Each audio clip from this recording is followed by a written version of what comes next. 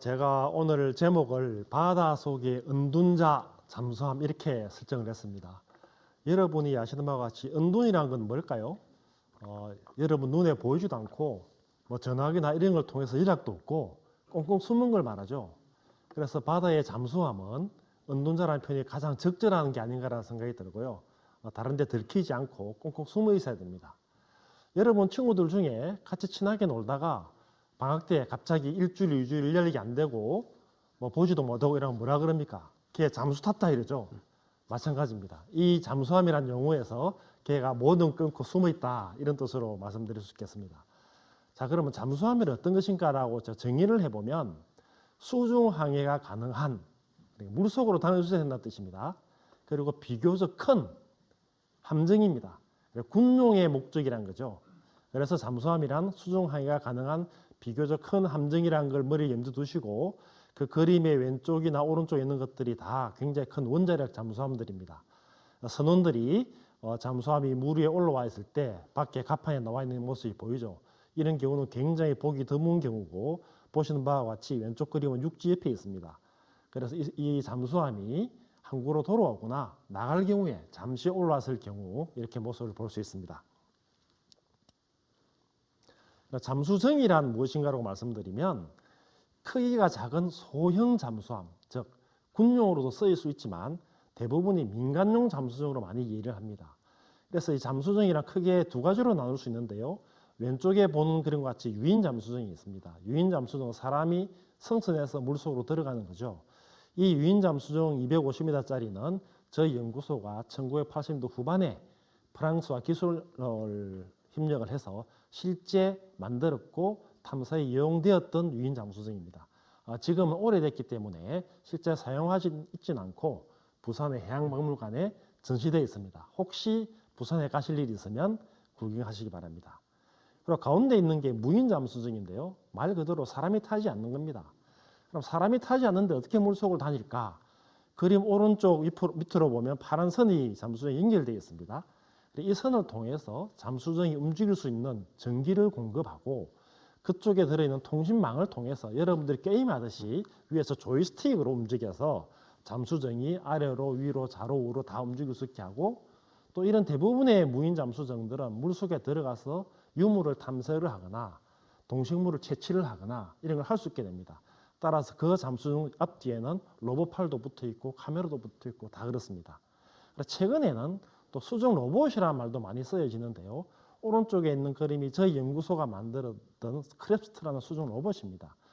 다른 잠수정들은 뒤에 추진기가 달려가지고 위로 뜨거나 앞으로 나아가는데 이 수중 로봇 크랩스트는 해저면에 붙어서 다리로 움직입니다.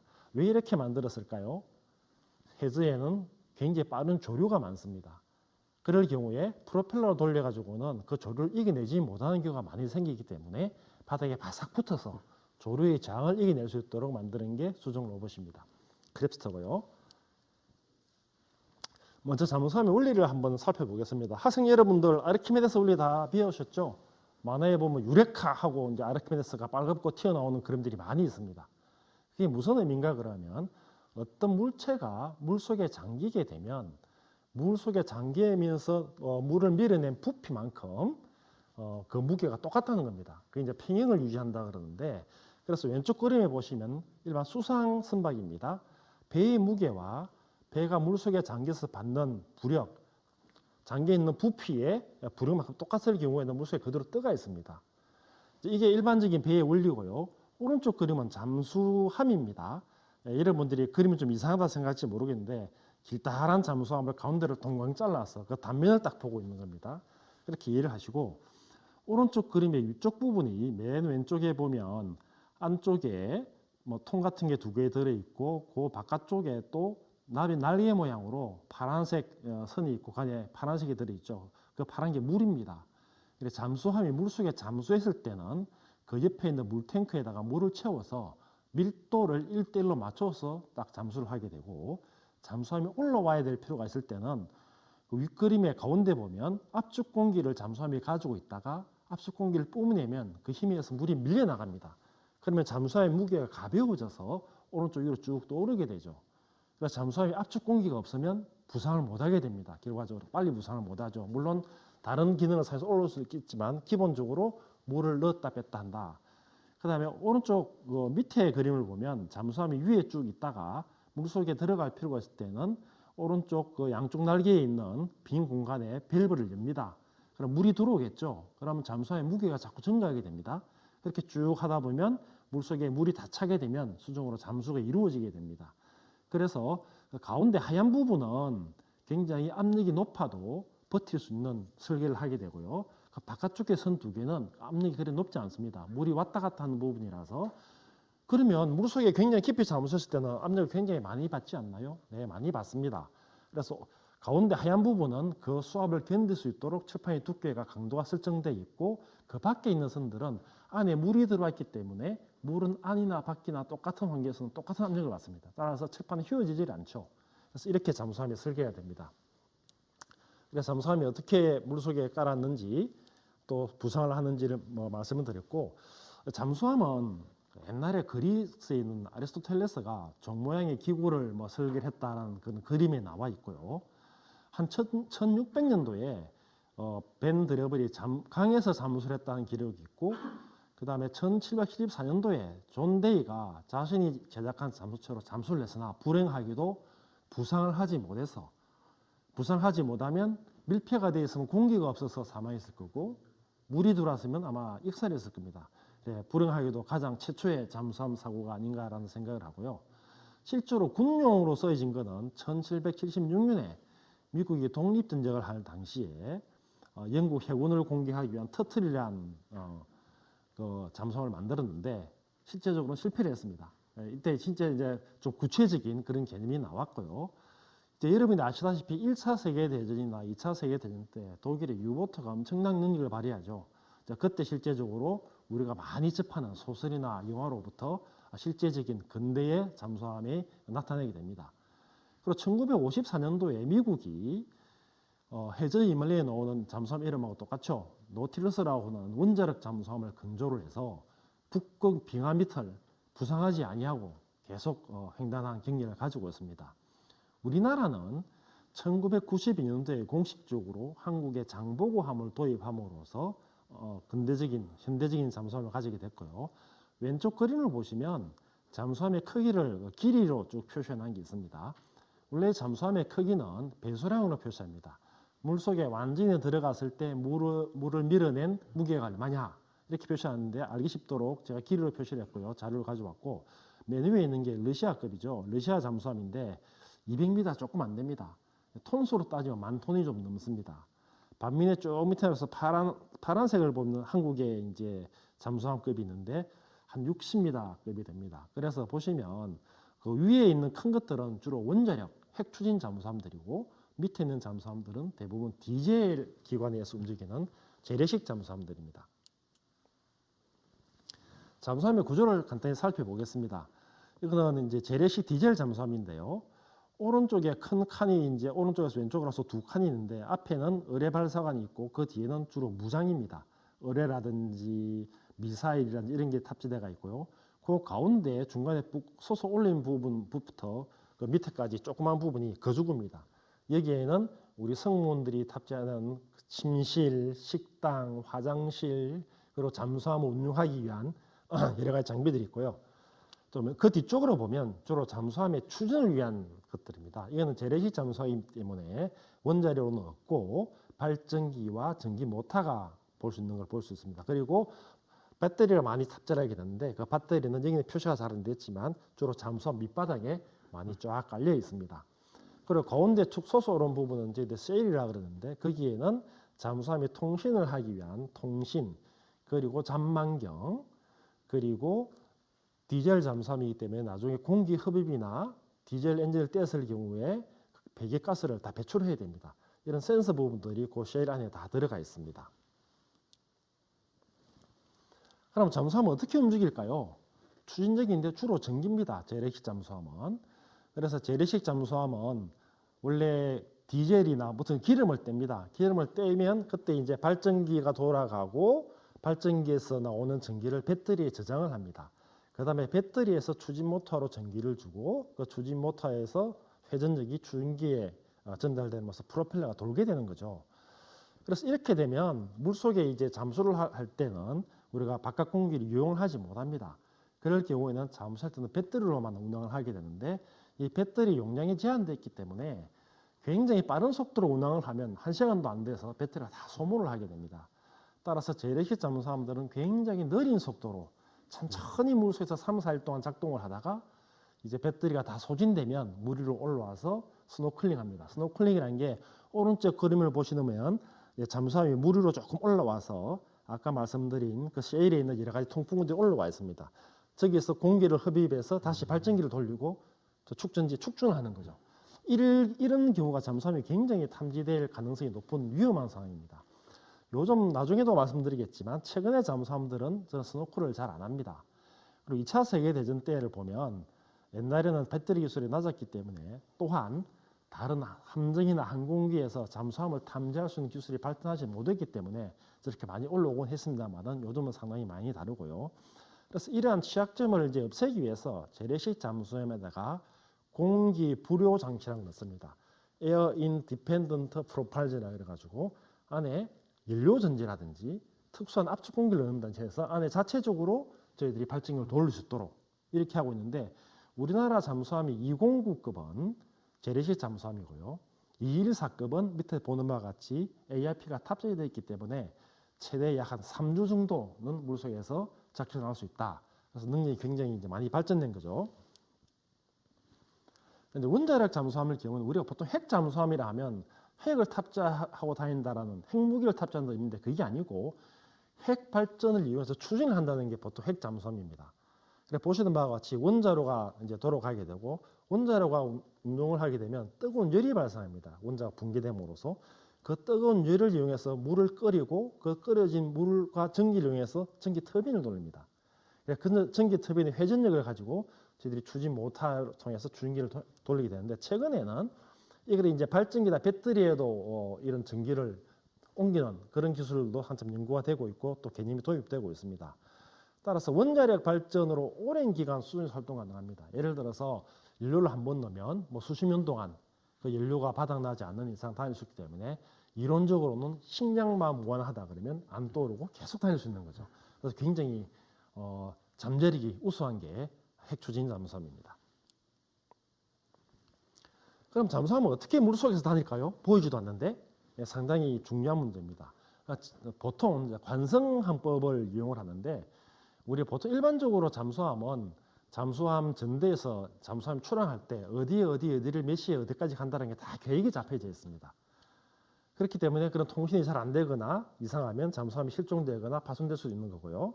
그렇게 이해할 수 있는 거고 그래서 저희들이 잠수함이 운항될 때는 아무것도 볼 수 없기 때문에 물 위에 있을 때는 GPS 신호를 받으면 됩니다만 물속에 있을 때는 자이로스코프라는 관성항법을 이용합니다.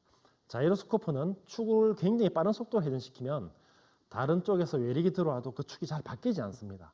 그래서 저희들이 잠수함이 움직이는 속력과 그다음에 잠수함의 밖에 탑재된 각종 조류 측정 장치, 온도 측정 장치를 이용해서 밖에 조류가 얼마고 어느 방향으로 흐르고 내가 어느 속도로 갔고 자이로스코프는 어느 정도 움직였으니까 내가 어느 정도 위치 있겠다라는 걸 판별을 하는 겁니다.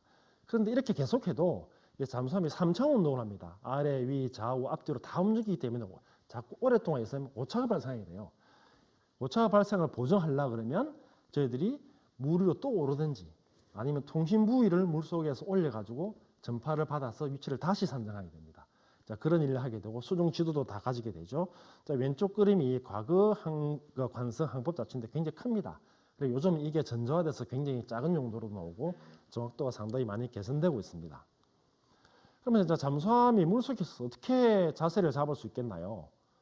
오른쪽 그림을 보시면 파란색이 부륙의 중심입니다. 부륙의 중심은 우리가 잠수함이 물속에 들어갔을 때 물속에 들어간 부피의 중심이에요. 그 부력 중심이 잠수함이 가지고 있는 무게보다 올라가 있으면 오른쪽에 왼쪽 그림과 같이 잠수함이 좌측으로 기울어져 있어도 다시 복원을 하게 됩니다.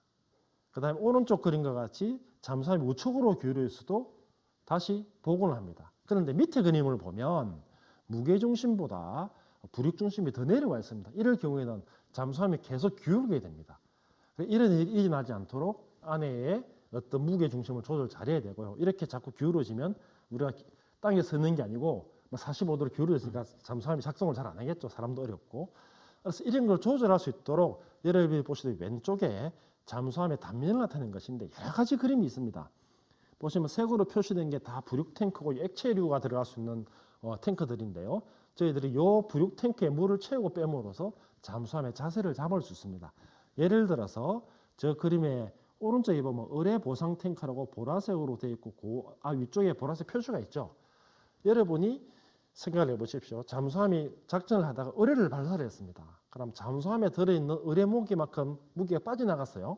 그렇게 되면 오른쪽 그 앞쪽이 가벼워지기 때문에 물로 떠오르게 됩니다. 그때는 앞에 보신 바와 같이 의뢰 보상 탱크라는 곳에 의뢰가 발산된 무게에 해당하는 만큼 물을 채워서 잠수함이 물속에서 계속 자세를 유지할 수 있도록 그렇게 합니다. 그래서 잠수함은 안에 보시는 것 같이 탱크가 굉장히 많이 있습니다. 그러니까 이런 걸 이용해서 잠수함이 안전하도록 자세를 잡는 거고요. 이제 잠수함 모양을 한번 살펴보겠습니다. 왼쪽 그림은 2차 세계대전 당시에 독일에서 사용하던 잠수함입니다. 모양이 좀 특이하죠. 배하고 굉장히 비슷합니다. 요즘 다니는 배를 물로 끌어올리면 저런 모양이 많고요. 이제 큰 배들은 앞에 벌벌 해서 앞에 물속에 뚝 튀어나오기는데 옛날 배들은 다 저렇게 생겼습니다.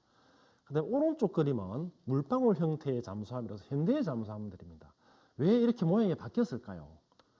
앞에서 말씀드린 대로 옛날의 잠수함들은 육지에서나 앞에서 탐지할 수 있는 기술이 굉장히 제한되어 있습니다. 레이더도 제한됐기 때문에 수상에서 활동하는 경우가 굉장히 많았어요. 밤이면 대부분의 물이 올라와서 스노클도 하고 햇빛도 별도 보고 공기도 마시고 막 다녔단 말이죠. 그러니까 수상에서 성능도 굉장히 중요했습니다. 그래서 2차 세계대전 때 잠수함은 수상에서 굉장히 빨리 다닐 수 있는 반면에 물속에서는 속도가 떨어졌습니다. 반면에 현대의 잠수함들은 물 위로 올라오면 그냥 포착된다고 봐야 됩니다. 그래서 물속에서 움직이는 시간이 굉장히 길기 때문에 물 위에서 움직이는 성능보다는 물속에서 성능이 더 중요해졌습니다. 그래서 물속에서 더 빨리 잘 다룰 수 있도록 오른쪽 그림과 같이 현대의 잠수함은 모양이 바뀌게 됩니다.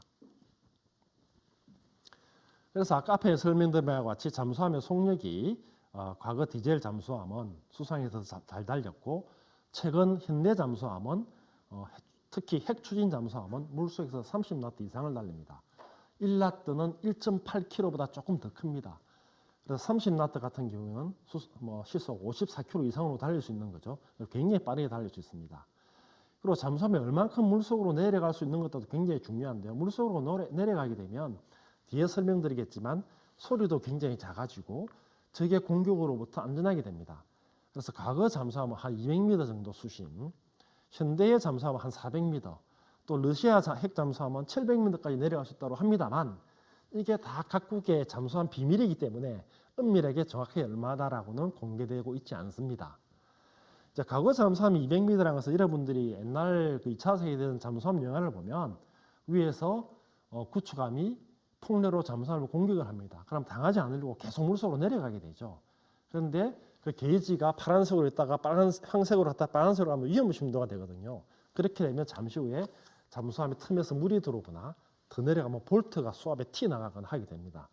그래서 잠수함을 더 밑으로 내리려고 그러면 그만큼 철판도 두꺼워야 되고 그 다음에 설계도 잘해야 되고 그러려면 잠수함이 또 커져야 됩니다. 그래서 어느 쪽이 더 중요성을 두느냐에 따라서 수심이 제한되는데 요즘 잠수함은 대부분 400m 정도까지는 잠수를 한다라는 것이고 오른쪽에 희미한 그림이 있습니다.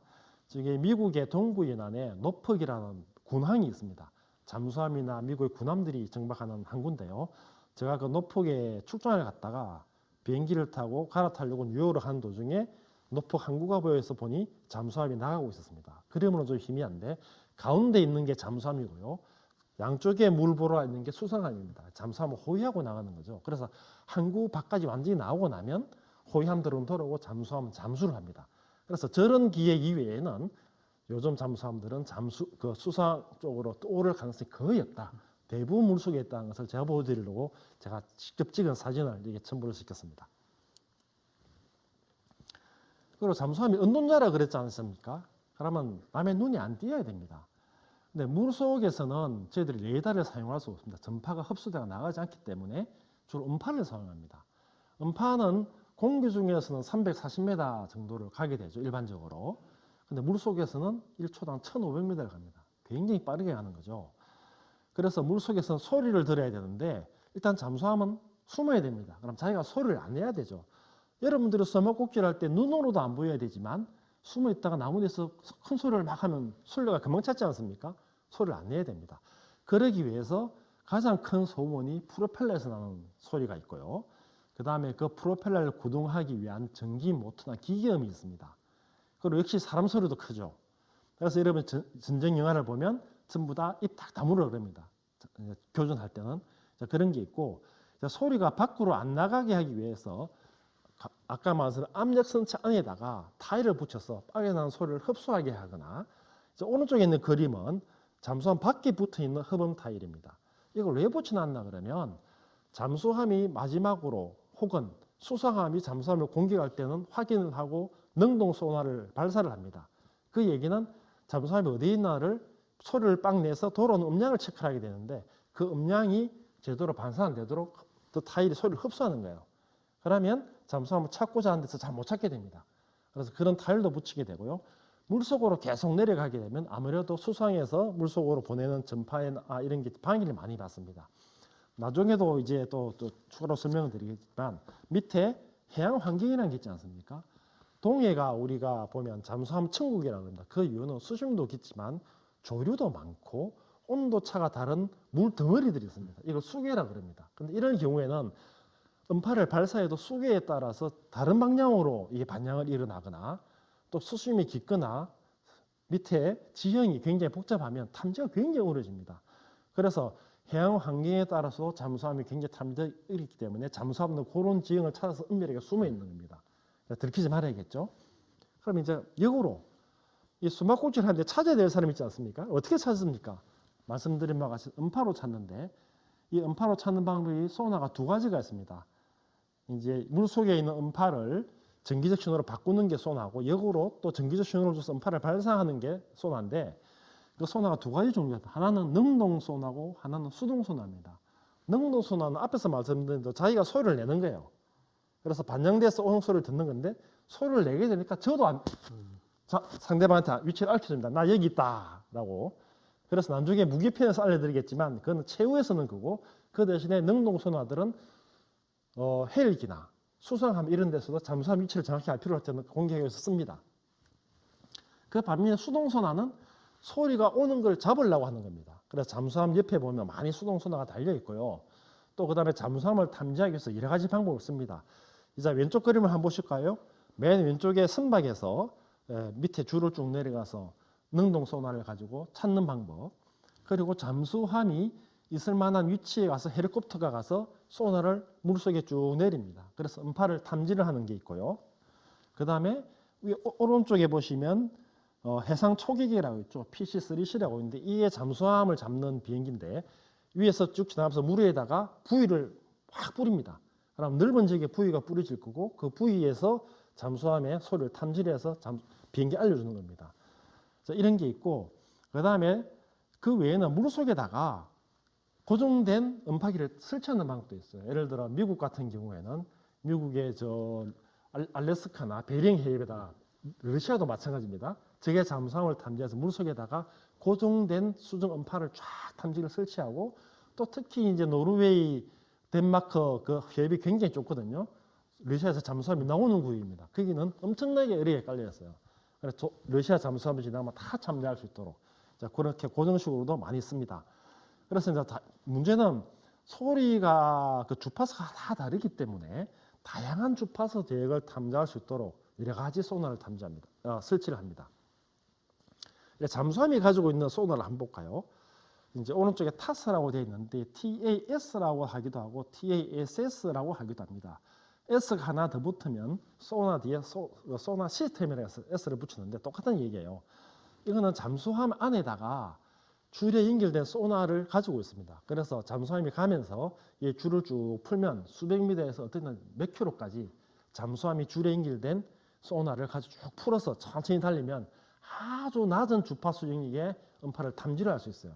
그래서 아주 멀리 있는 조그만 물체도 탐지할 수 있는 거죠. 그 대신에 좀 번거롭습니다. 뿌렸다가 다시 감아야 되고 하기 때문에 이제 그런 걸 조금 적게 할 수 있는 게 오른쪽에 밑에 보면 FAS라고 있죠. 잠수함 측면에 소나를 일렬로 배치한 부분.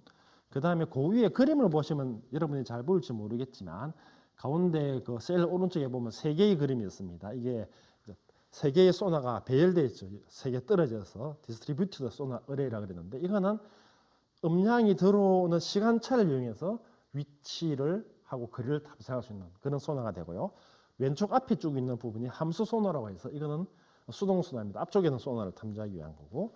그리고 세일 위에 보면 이제 그 액티브 레이라고 있습니다. 이건 앞에 말씀드린 최후의 위치를 확인하고자 할 때 예를 들어서 전시에 다니다가 적의 잠수함이나 적의 함정을 탐지를 했어요. 탐지를 했는데 거리를 정확하게 방위를 정확하게 알기 위해서 어뢰를 탑재하고 최종적으로 핑을 탁 쏘는 겁니다. 핑 그러죠. 그러면 적의 잠수함에서도 핑하고 들립니다. 그때는 아차 큰일 났다. 잠수함에 미처 회피하거나 의뢰를 탑재하기 전에 이쪽에서 확인하고 의뢰를 발사하는 겁니다. 미사일을 발사하거나 그러기 위해서 액티브 소나가 있고요. 또 이제 평시에는 자기 위치를 정확하게 좀 알기 어렵다거나 혹은 앞에 지형 지물에 있어서 충돌을 일으킬 때는 쓰기도 합니다.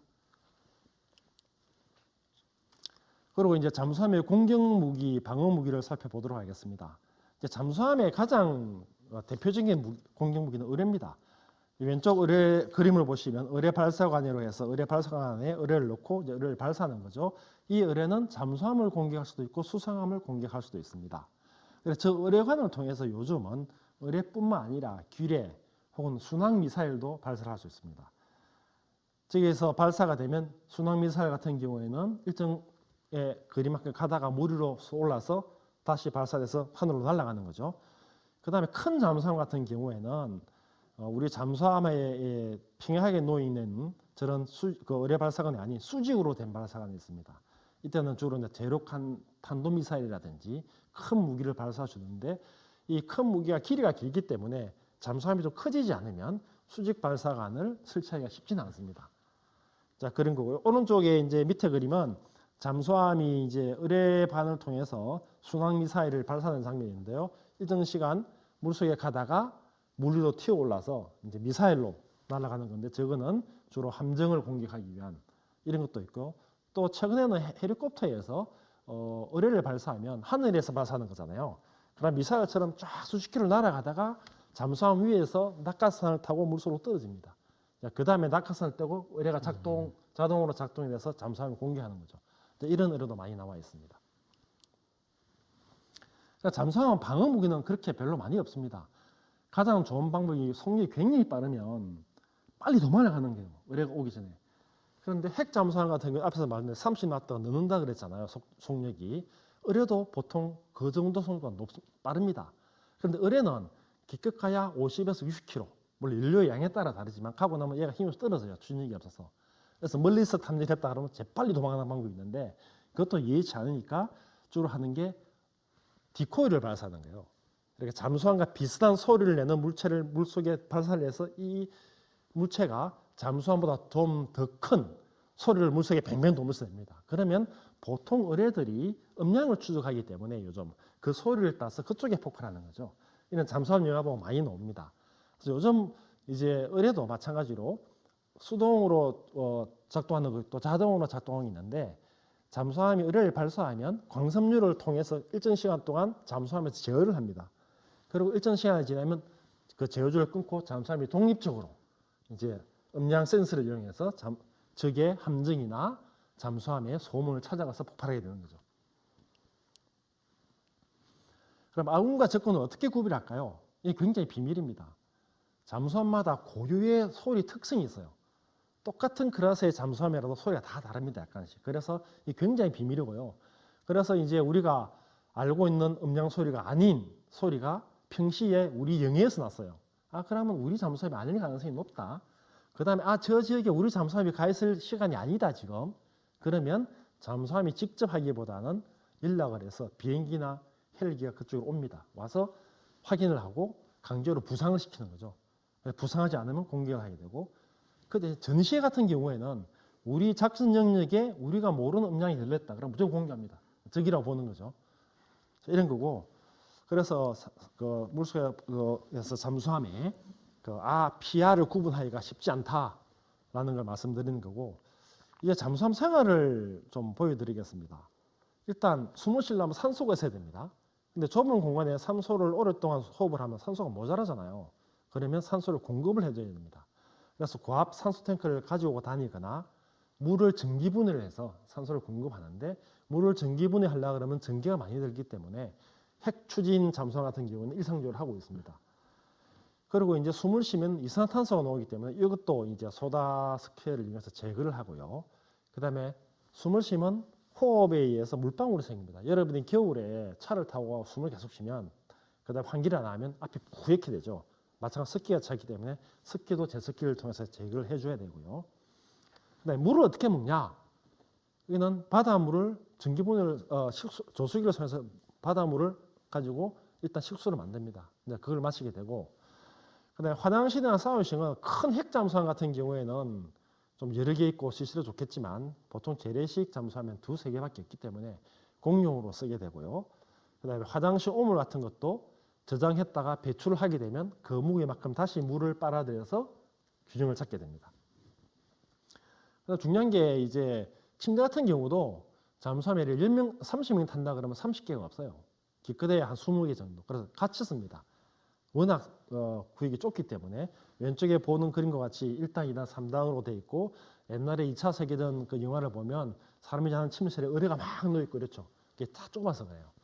잠수함 생활은 굉장히 어렵고, 요즘 잠수함은 옛날 잠수함 같이 물을 잘 안 떠오르기 때문에 햇빛을 굉장히 보기 힘듭니다. 그래서 비타민 D가 굉장히 부족하기 때문에 비타민 D를 공급을 하기도 합니다. 그래서 잠수함이 굉장히 생활이 열악하고요, 어렵습니다. 잠수함 영화를 말씀드리기 전에 잠수함 성종이 되려고 하면 미국에서는 미국 해군 사관학교의 가장 탑 클래스들이 잠수함 성종으로 선발이 됩니다. 그만큼 정신적, 체력적으로 굉장히 강인해야 되고요. 그다음에 좁은 구역에서 다른 사람하고 일어나는 스트레스, 방송도 없고 굉장히 격리된 상황에서도 버텨야 되기 때문에 탑 클래스들이 가는 거고, 월급도 굉장히 많습니다. 그다음에 진급도 좀 잘 시켜줘요. 어렵기 때문에. 우리나라 잠수함 성종도 상당히 많이 모자란다 그러니까 여러분이 열심히 훈련해서 잠수함 성종이 되는 것도 하나의 방법인데, 단 일반 병은 아니고 대부분이 하사관 이상들만 잠수함에 승선을 합니다. 잠수함 영화를 볼까요? 옛날에 붉은 시위라는 영화가 있었죠. 이게 왜 제가 이게 포함을 시키냐 그러면, 소련 잠수함인데 초전도 추진 방법으로 잠수함이 운항한다라는 게 영화가 설정이 됐어요. 초전도 추진이라는 것은 여러분이 플레밍의 왼손 법칙이 있습니다. 엄지가 힘이 나오고, 그 다음에 검지가 자기장, 오른쪽이 전류가 이래 서로 이제 상관계를 이루고 있는데, 이 자기장과 전류를 적절히 조절하면 힘이 발생을 해요. 그럼 그 힘으로 간다는 게 이제 저게 개념인데, 그 대신에 속도가 엄청나게 빨라지고 엄청나게 조용합니다. 근데 아직 현실화된 건 아니에요. 가상으로 있었고, 이제 크린슨 타이더는 핵 잠수함이 미사일을 발사할 명령을 받았는데 그 상황에서 긴박한 상황, 통신을 할 수 없으니까 굉장히 어려운 상황, 이런 게 나오는 거고, U-571은 2차 세계대전 영화죠. 독일의 에니그마라는 그 암호 해독기를 뺏기 위해서 영국 해군들이 독일 잠수함을 차지를 하는 그런 과정입니다. 그리고 K-19는 원자력 추진 잠수함인데 부재가 저게 미망인 메이커입니다. 미망인 만드는 위도우 메이커스라는데, 핵추진 잠수함 굉장히 사고가 너무 많이 났어요. 이제 그런 핵추진 잠수함의 위험함, 그 다음에 핵추진 발전 장치가 제대로 작동이 안 되고 제대로 설계가 안 됐을 때 얼마나 위험한가라는 거고, 이제 헌트킬러는 최근에 나온 영화죠. 저 잠수함 성조원들이 가서, 아니요, 잠수함 그 특수부대를 성조원들이 구하는 거고, 그 특수부대원들이 러시아 발라이라는 걸 핵심 머리를 없애고 러시아 대통령을 구한다, 이런 얘기입니다. 재밌게 보시고요. 페이지가 안 넘어가네요. 네, 잠수함 소설입니다. 어릴 때 많이 읽은 그 소설이 해저 이말리죠. 최근에 젠틀맨 리그 이래가지고 또 저때 네모 선장이 나오는 또 영화가 있습니다. 해저 이말리, 그다음에 바라쿠다, 동해, 남해 이런 게 다 이제 우리나라 분들이 쓴 소설인데, 읽어보면 잠수함의 특성이나 그다음 잠수함 찾기의 어려움, 이런 게 다 나와 있으니까 한 번쯤 시간 나시면 보시기 바랍니다.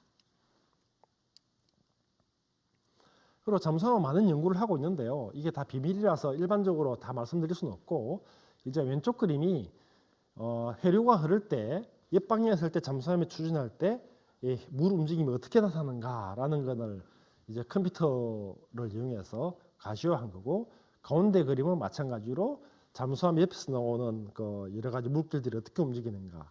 그다음에 오른쪽 그림은 잠수함이 조금 부상했을 때 세일이 어떤 파동을 일으키고 저항을 만드는가 이런 걸 막 연구하고 있는 겁니다. 그리고 이 부분은 동영상인데요. 이제 잠수함을 테스트하는 거죠. 물 위에서 다닐 때 잠수함의 힘이 얼마나 걸리는지, 성능 어떤지 여러 가지 테스트합니다. 이 테스트의 자세한 내용을 말씀드릴 수 없으니까 공부를 좀 더 하시고 연구소로 오시면 굉장히 상세히 알려드리겠습니다. 그리고 이 부분은 이제 잠수함은 아닙니다만 프로펠러가 돌아가는 걸 보여드리는 건데, 거품 같은 게 막 생깁니다. 왜 저런 게 생기냐 하면 프로펠러가 날개 단면을 자르면 비행기 날개처럼 생겼어요. 여기까지 이제 올라가게 튀어나오고, 그러나 배기물이 정리해서 그게 움직이면 올라가게 쭉 물이 굉장히 빨리 흘러가요. 그럼으로써 압력이 떨어지죠. 반대쪽 압력이 세지죠. 그래서 그 압력 차량에서 이제 배가 가고 잠수함을 가는데, 마찬가지로 이제 압력이 굉장히 낮아지면 저 물이 100도가 안 되는 데서 끓습니다. 끓게 되면 거품이 생기게 되고, 그 거품이 붕괴되면서 소리를 막 내요. 그래서 저걸 어떻게 안 생기게 하느냐라는 게 잠수함에 상당히 중요한 얘기고, 일반 한정도 중요한 얘기입니다. 근데 저게 이제 물속으로 계속 깊이 들어가면 압력이 높아지기 때문에 저런 현상이 상당히 줄어듭니다. 그래서 오늘 여러분께 말씀드릴 것은 몇 가지로 정리를 하고